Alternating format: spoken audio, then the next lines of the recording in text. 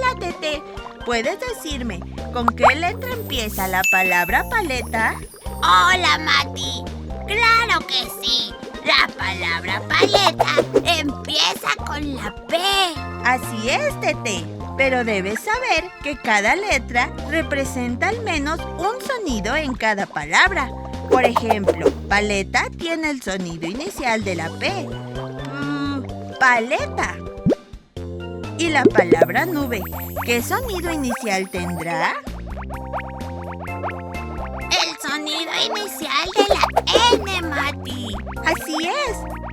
Ahora que ya sabes que todas las palabras tienen el sonido inicial de una letra, ¿te gustaría ayudarme a buscar el sonido de estas palabras? Sí, Mati. Mamá tiene el sonido inicial de la letra M. Sol de la S. Uva de la U. Pelota de la P. Y taza de la T. Lo has hecho muy bien.